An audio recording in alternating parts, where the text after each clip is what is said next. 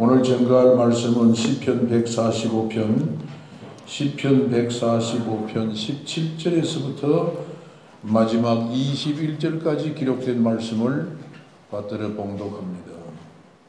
여호와께서는 그 모든 행위에 의로우시며 그 모든 일에 은혜로우시도다. 여호와께서는 자기에게 간구하는 모든 자, 곧 진실하게 간구하는 모든 자에게 가까이 하시는도다. 그는 자기를 경외하는 자들의 소원을 이루시며 또 그들의 부르짖음을 들으사 구원하시리로다. 여호와께서 자기를 사랑하는 자들은 다 보호하시고 악인들은 다 멸하시리로다. 내 입이 여호와의 영예를 말하며 모든 육체가 그의 거룩하신 이름을 영원히 송축할지로다. 아멘.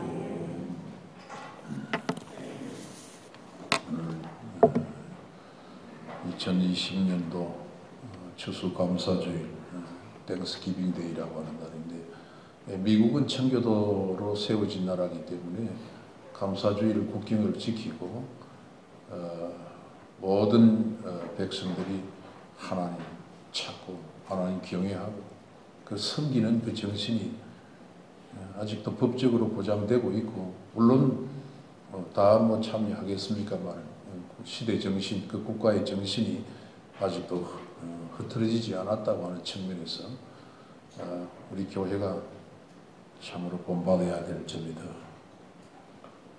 오늘 이 시는 다윗의 찬양시인데, 날마다 하나님을 찬양하면서 살아야 되고 감사하며 살아야 된다. 왜냐? 우리는 하나님의 행하시는 일들, 또 하나님의 그 속성, 성품을 너무나 우리가 익히 잘 알고서 섬기고 있기 때문에, 우리 성도들이 하나님을 잘 모르고는 섬길 수 없잖아요. 네? 자식들이 아버지를 잘 알기 때문에 아버지라고 그렇게 예의를 갖추는 거 아닙니까? 자기 아버지에 대해서 모르면 어떻게 자식들이 아버지를 섬길 수 있겠어요? 봉양이 가능하겠습니까? 공경이라는 게 가능하겠습니까? 우리 성도도 마찬가지예요. 여러분, 하나님의 성품과 속성을 바로 알아야 돼요. 그 속성과 성품이 오늘 본문에 잘 나타나고 있습니다. 다윗은 이를 얘기하면서 이렇기 때문에 우리가 하나님 섬겨야 된다, 감사해야 된다, 그렇게 말하고 있습니다. 다윗은 자신이 왕이지만 왕이 아니라고 했습니다. 왕중왕, 왕 중의 왕, 야훼께서 백성들에게 은혜를 베풀어 주셨다. 이 은혜를 이스라엘이 알아야 되고, 이스라엘이 이 은혜를 안다고 하면 깨닫고 거기에 합당한 감사를 드리는 것이 마땅하다. 그렇게 강조하고 있습니다. 우리 하나님께서 은혜를 베푸실 때 사람들을 차별하고 주셨습니까? 차별하지 않았습니다. 누구에게나 하나님의 은혜를 입혀 주셨어요. 그렇죠? 그러면 은혜를 받은 우리들이 하나님께 감사할 때 모두가 감사해야 되는 것 맞는 일이죠. 차별 없이 하나님께서 은혜를 받았으니까 그 은혜를 받은 우리들이 하나님께 감사할 때도 누구나 다 이 감사에 참여하는 것이 당연한 일이다. 오늘 본문 17절에 보세요. 여호와께서는 그 모든 행위에 의로우시며 그 모든 일에 은혜로우시도다. 이 은혜롭다는 말, 교회 생활, 신앙생활 최소한 10년만 하면은 이 은혜라는 말을 다 많이 듣고 있습니다. 예, 이 은혜라는 말, 신약 성경에는 카리스라고 했습니다만, 구약에는 하시드, 왜 하시드라는 말을 쓰는데, 이 말은 한결같이 하나님께서 자비와 긍휼을 베풀어 주신다는 말입니다. 은혜는 자비와 긍휼을 베풀어 주신다는 것입니다. 믿습니까? 그 은혜 가운데 우리가 지나가고 있습니까? 2020년도 우리의 삶이 좀 더 은혜 가운데 나아지고 있습니까? 아멘이 없는데요. 여러분, 하나님의 은혜 가운데 올 한 해 우리의 삶이 보장되고 있습니까? 예. 하나님의 성품과 속성은 은혜를 베푸시는 하나님. 그 은혜도 한결같이 변함없이 베풀어 주신다. 그렇기 때문에 우리가 마땅히 감사해야 된다. 왜 감사해야 되냐? 은혜의 하나님이시기 때문에. 사람은 이랬다 저랬다 변해요. 사람 믿지 말라고 하잖아요. 사람은 신앙의 대상이 아니고 사랑의 대상일 뿐이지 사람 믿을 거 못해요. 뒤엎기 잘하고 배신 잘하고 사람 신뢰할 수가 없어요. 그러나 하나님 우리가 신뢰해요. 하나님 믿을 수 있어요. 왜? 한결같이 우리에게 은혜를 베풀어 주시기 때문에. 오늘 본문에는 다윗이 세 가지 큰 주제를 가지고 우리에게 하나님 감사하는 것이 마땅하다고 강조하고 있습니다. 여러분, 먼저 다윗이 하나님 왜 감사할 수밖에 없는 분인가? 늘 나에게 가까이 하시는 분이라는 것입니다. 늘 나에게 가까이 하시는 임마누엘 하나님이라는 말인데, 하나님께서 늘 우리 곁에 계신다. 오늘 보면 18절 말씀 우리 다 같이 보면은 여호와께서 자기에게 간구하는 모든 자, 곧 진실하게 간구하는 모든 자에게 가까이 하시는 도다. 따라갑시다. 가까이 하시는 도다. 하나님께서 가까이 하신다. 저와 여러분 가까이 하시는 하나님, 얼마나 좋은 하나님입니까? 여기 가까이 하신다, 가까이 하시다라는 이 말은 물론 장소와 시간, 어떤 공간적인 개념에서 하나님 우리 늘 찾으시고 가까이 하신다, 그런 뜻도 있지만 이 말에 이 가까이 하신다는 더 깊은 의미는 그런 어떤 외부적인 물리적인 그런 의미에서 가까이 하시는 것이 아니라 이 본질의 말씀은 혈연관계를 얘기하는 것이에요. 혈연관계. 이 세상에서 혈연관계에 제일 가까운 관계가 어떤 관계죠? 어떤 사람들은 부부가 제일 가깝지 않습니까? 가까움 같죠? 상당히 가까우면서도 멀어요. 멀어요. 감동을 못 받네. 여태까지 살아봤잖아요. 가까움 같은데도 하루에도 몇 번씩이나 벼락이 치는 것이 바로 부부 관계입니다. 정말 가까운 관계는 모자 관계, 부자 관계, 이 혈연의 관계가 가장 가깝지 않습니까? 가장 가까워요. 하나님께서 이와 같이 우리에게 가까이 하신다는 것은 이런 혈연 관계를 두고 하는 얘기입니다. 아브라함은 하나님께서 가까이 하시는데 혈연 관계보다 더 진하게 하나님께서, 살아계신 창조주 하나님께서 아브라함을 세우시고 언약을 체결하셨다. 약속을 체결하셨다. 얼마나 가까운 사이입니까? 얼마나 가까운 사이입니까? 얼마나 가까이 하셨어요? 여러분, 하나님 가까이 하시면서 하나님은 늘 당신의 족장들과 인격적인 관계를 맺어주셨습니다. 그리고 그들이 구하는 그 필요한 것에 넘치도록 채워주셨어요. 넘치도록 채워주셨어요. 가까이 하시는 은혜를 입는 것은 행복입니다. 하나님의 가까이 하시는 은혜를 입는 것. 여러분 기도하세요. 하나님 나를 가까이 살펴주옵소서. 하나님 나를 가까이 해주옵소서. 멀어지면 안 됩니다. 하나님 나를 멀리 떠들으시면 안 됩니다. 하나님 가까이 하시고. 모자와의 관계, 특히 부자보다도 모자, 엄마가 자기 자식을 낳았으니까 아이고 제가 보니까요, 손주들 이렇게 키워 보니까 늘 엄마를 찾아요. 엄마 어디 갔어? 엄마 옆에 있는데 그럼 누구 엄마 옆에 안 있나?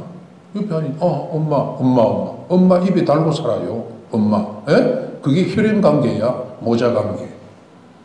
잠시도 떨어지지 않는 속성이 혈연 관계를 두고 하는 일. 곁에서도 계속 찾습니다. 엄마를 찾습니다. 엄마 있는 것을 확인합니다. 그것이 혈연 관계, 가까운 관계입니다. 우리가 하나님을 향하여 나아갈 때, 예배의 자리로 나아갈 때 얼마나 가깝게 생각하면서 그렇게 가까운 혈연 관계처럼 생각하면서 하나님 우리의 사랑을 고백하고 우리의 존경을 표시하고 우리의 경외를 바치고 우리의 경건을 우리 하나님께 드리면서 우리가 여호와 하나님을 찾느냐 이 말이에요. 하나님 찾을 때는 가까운 사이일수록 몸을 단정해야 됩니다. 옷을 단정해야 합니다. 옛날에 고레파 신앙이라는 게 별거 아닙니다. 주일 되면 미리 주일을 준비하는 것입니다. 그래서 토요일 되면 다 머리 이발하고 목욕하고 완전히 옷을 갖추고 예물도 준비하고 그래서 나옵니다. 그것이 고레파 성도들의 살아가는 예배의 모습이었습니다. 요즘 찾아보기가 힘들죠. 다 평진화되고 보편화되어 버렸어요. 특색이 다 사라져 버렸어요. 여러분, 우리가 하나님 찾을 때, 가까이 할 때 이런 준비성 있어야 됩니다. 온 매무새도 만지고 예물도 준비하고 찬양할 때도 정신 차리고 찬양하고 진정성을 가지고 고백적인 찬양을 드리고 마음은 콩밭에 가 있는데 입만 벌리고 찬양한다든지 아무 의미 없이 무미건조하게 앉아서 그게 무슨 가까이 하는 태도예요. 그런 자에게 하나님의 은혜를 베풀어 주시겠습니까? 여러분들 한번 생각해 보세요. 오늘 우리가 가까이 하는 은혜를 특별히 입었다고 하면 하나님께 나아가서 구할 때도 무엇이든지 얘기할 때 진정성 있는 대화로 구하시기를 바랍니다. 또한 주님께 나와 말씀을 들을 때도 우리가 어떤 태도로 하나님 그 음성에 귀를 기울여야 하느냐. 내게 주시는 말씀으로 따라합시다. 내게 주시는 말씀으로. 대은자 목사가 강단에서 말씀을 전하는 것은 하나님의 말씀으로 여러분들 받으십니까? 받습니까?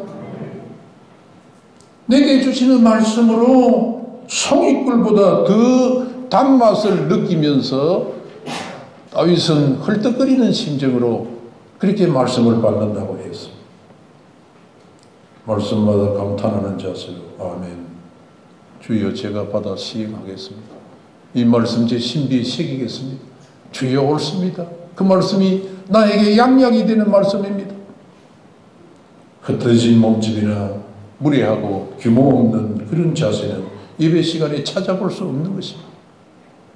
바른 자세를 경청하는 간절한 사모하는 마음 가지고 강단을 집중하고 주께서 세우신 사자들을 통해서 강단에서 하나님 말씀을 증거할 때 그 말씀이 바로 오늘의 나에게 주시는 레마 하나님의 말씀이다. 그렇게 생각하고 그 말씀을 새기는 것입니다. 그리고 응답하는 것입니다. 그것이 하나님 찾는 가까운 사람들의 심령인 것입니다.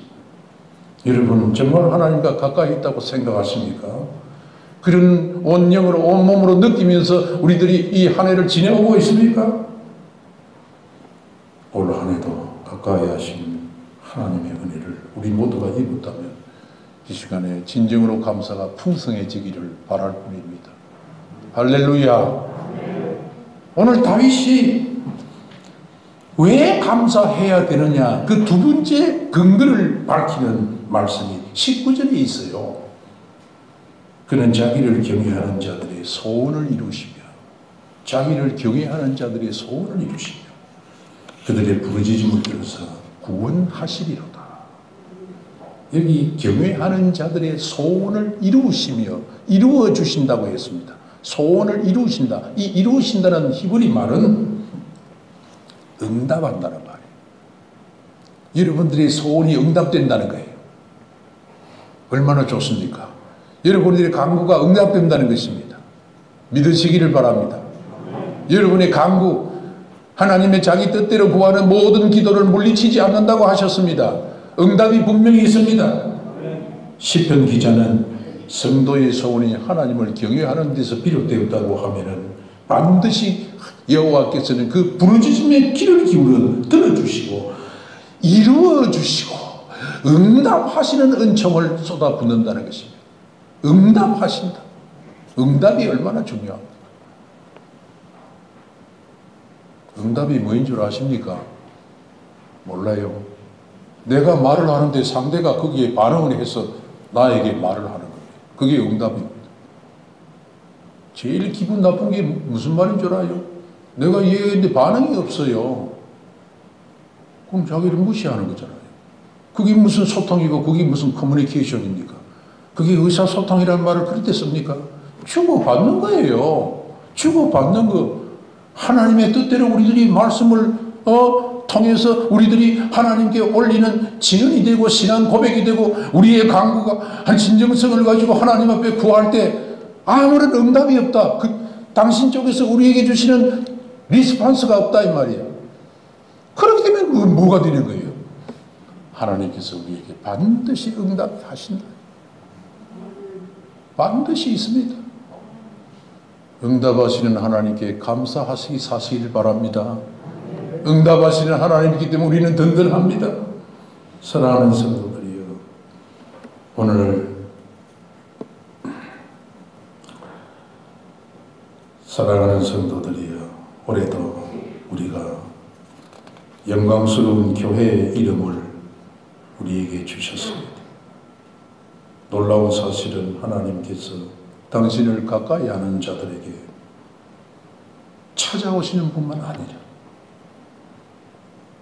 우리 자신들 돌아보면 경건의 모양은 갖추고 있지만 경건의 능력을 상실한 자, 자기 자체적으로 부인하는 정도가 아니라 잃어버린 자, 상실한 자인데 입술만 열면 당신을 사랑합니다. 교회를 사랑합니다. 교회를 위해서 내 한 몸 바치겠습니다. 그렇게 입술을 벌리면 고백을 잘하는 상투적인 그런 워딩을 가지고 우리들이 나아가지만은 하나님께서는 이런 부족함을 다 아시고 그거를 애교로 봐준다는 것이 애교로 봐줘. 합당한 예배 행위로까지도 하나님께서 인정하시면서 지금까지 우리에게 이루어 주시는 은혜뿐만 아니라 또 더해 주시는 은혜가 있다. 더해 주시는 은혜가 있다. 그게 응답이라 소원을 수리해 주신다는 것입니다. 자기를 경외하는 자의 귀를 기울여 주시고 들으시고 여호와께서 그 소원을 다 이루어 주신다. 이루어 주시는 하나님, 응답의 은총을 받는 성도들, 이 땅에서 최고의 행복한 성도들이, 여러분은 어떻게 생각하는지 모르지만 하나님의 응답이 있는 교회 감사가 넘칩니다. 하나님의 응답이 있는 가정 체험과 확신을 가지고 더 기쁨으로 주님께 헌신하게 되는 것입니다. 야훼 하나님의 응답이 여러분의 가정에 임하기를 바랍니다. 바랍니다. 여러분, 지금도 우리가 이 응답이 계속됩니다. 계속 진행되는 그 구원하심, 하나님께서 우리를 구원해 주실 때 열정적으로 일하십니다. 그래서 그 모든 일이 의로우시고 그 행하는 모든 일이 다 옳은 일인 것입니다. 의롭다는 것은 하나도 구김살이 없어요. 왜곡되거나 잘못된 것이 없어요. 하나님의 행하시는 모든 일은 다 의로운 일이고 열정적인 그런 일인 것입니다. 여호와 하나님께서는 구원의 열정을 가지시고 오늘도 당신의 가족들을 보살펴 주시는 줄 믿으시기를 바랍니다. 우리같이 부족한 죄인들이 감히 그걸 구할 수 있겠어요? 참 그분이 우리를 긍휼히 여기시고 베풀어 주시니까 우리가 받을 뿐이지. 너희는 두려워하지 말고 가만히 있었어. 너희는 두려워하지 말고 가만히 있었어. 야훼께서 오늘 너희를 위하여 행하시는 구원을 보라. 구원을 보라. 구원을 바라보라. 출애굽기 14장 13절의 말씀입니다.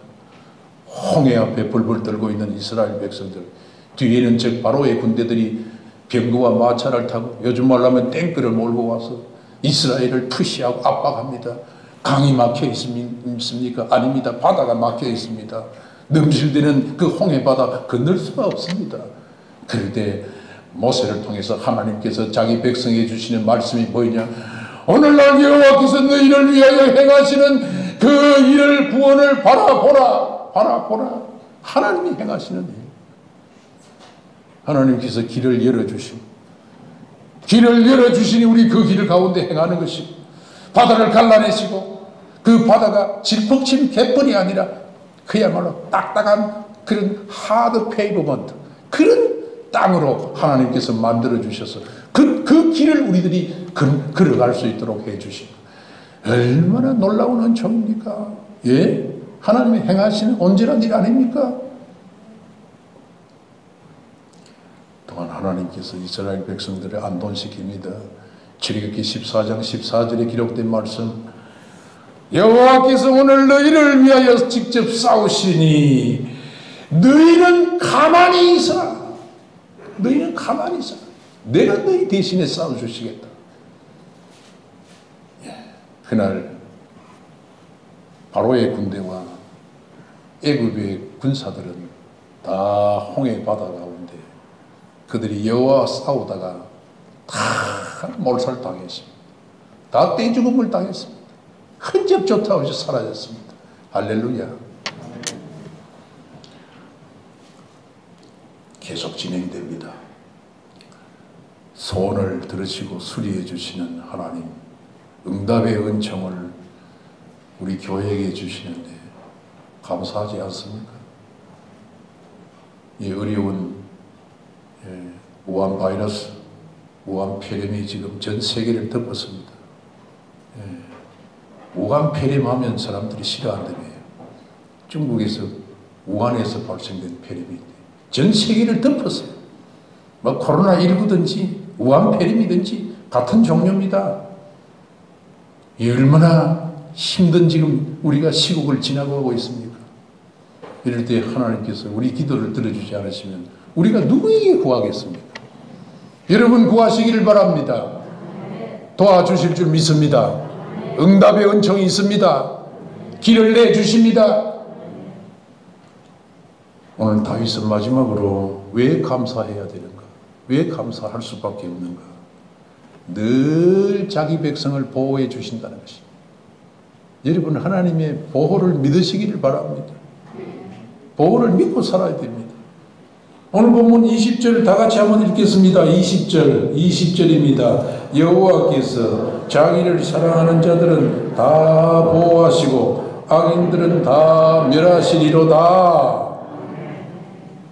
보호라는 말, 이 보호라는 말은 어떤 뜻이 있는가 하면은 히브리 말은 여러분 읽지 마시고 생각할 필요도 없어요. 보호라는 말은 어떤 뜻이? 울타리를 친다는 말이에요. 쇼메르라는 말은 울타리를 친다는 말이에요. 보호가 울타리를 쳐서 다 그 울타리 안에 들어가 있는 그 생명체들을 지켜주신다. 보호하시고 했죠. 보호하시고 자기를 경외하는, 자기를 사랑하는 자들은 다 보호하시고, 보호하신다 하지 않고 보호하시고 했는데 이 문법을 보면 시제가 미완료형으로 되어 있습니다. 구약의 동사 미완료형은 어떤 뜻이냐면 전에도 제가 말씀드렸는데 과거에서부터 현재까지 계속되는 것을 나타낼 때 미완료 시제를 합니다.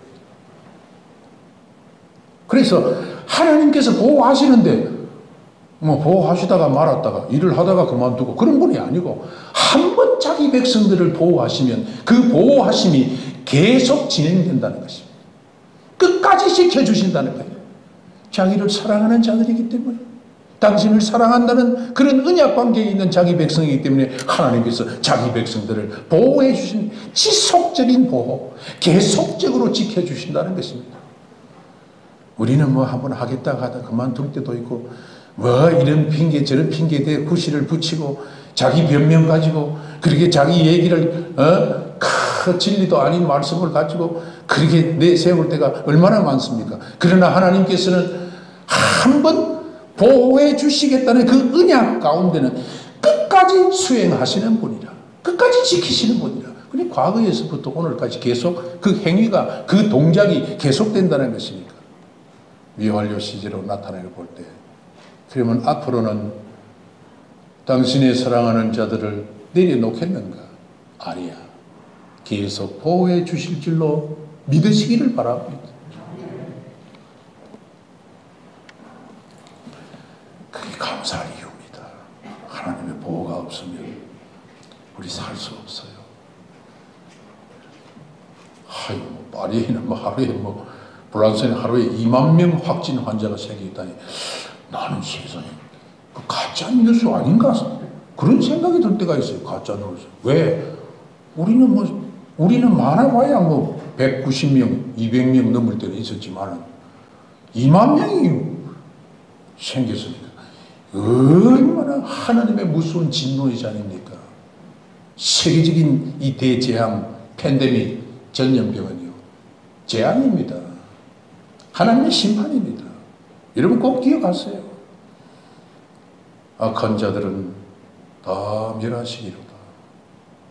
하나님 거역하고 세상이 방탕하고 타락하고 소돔을 방불케 하는 그 더러운 짓거리로 온 세계가 지금 오물을 내쏟고 있을 때 우리 하나님께서는 방주를 마련하시고 소수 노아의 가족은 그 방주로 다 불러들이시고 보호막이 되셔서 지켜주시지만 노아 시대 때도 다 쓸어버렸습니다. 온갖 악한 사람들 다 죽여버렸습니다. 그것이 하나님의 통치하고 다스리는 하나의 방법인 것입니다. 대재앙 가운데 우리가 살아나려고 하면 하나님께서 지켜주시고 보호하시는 것을 끝까지 요청해야 됩니다. 그리고 그 사실을 믿으시기를 바랍니다. 그리고 그 구원의 은총을 구원하시리로다 그 은총을 사모하고 날마다 구해야 될 줄로 믿습니다.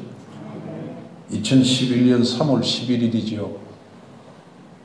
금요일 오후 2시 46분 일본의 동북지방 규모 9.0 대지진으로 여러분 거대한 바다 밑에 쓰나미가 몰려와서 후쿠시마 제1원전 수소가 폭발하고 방사능이 유출했습니다. 이로 말미암아 2만 명 넘는 사람들이 죽었습니다. 2011년 6월 일본 내각은 발표한 걸 보면 그 당시 피해가 심각했습니다. 일본 돈으로 16조 9천억 엔, 16조 9천억 엔, 우리나라 돈으로 당시에 2011년 그 화폐로 환산해 보면 182조의 피해를 입었습니다. 182조. 엄청납니다.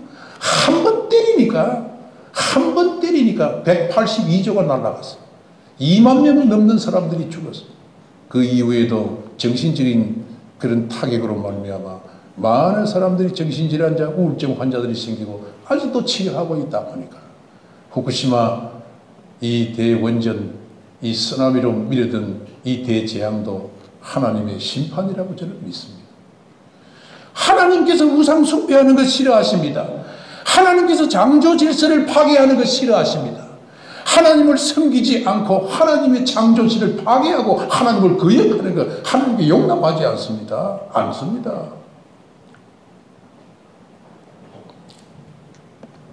그렇기 때문에 우리는 경각심을 가지고 하나님으로 다시 돌아가야 됩니다.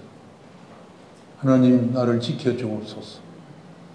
우리 가정을 지켜주옵소서. 보호해 주옵소서. 우리 교회를 보호해 주옵소서. 은혜 가운데 보호해 주옵소서. 우리가 당신의 말씀을 따라 살겠습니다. 당신의 윤리와 법도와 그 규칙대로 그 법대로 우리들이 살겠습니다. 하나님이여 나에게 말씀을 주실 때 성령으로 내 심령 속에 새겨주옵소서. 흔들리지 않도록 새겨주옵소서. 예수 그리스도 안에 있는 구원의 믿음을 붙잡고 그리스도와 함께 살게 해주옵소서. 그리스도가 나의 주인임을 믿게 해주옵소서. 그리스도께서 다른 병으로 성령으로 나를 오늘도 보호해서 지켜주신다고 우리 세상 끝날까지 지켜주신다고 약속하였사오니 주여 그 지키심이 나의 삶 속에서 주의 영예로 주의 영광으로 나타나게 해주옵소서. 그렇게 구하면서 사시기를 바랍니다. 사랑하는 성도들이여, 우리가 주님의 보호하심이 없으면 살 수 없습니다.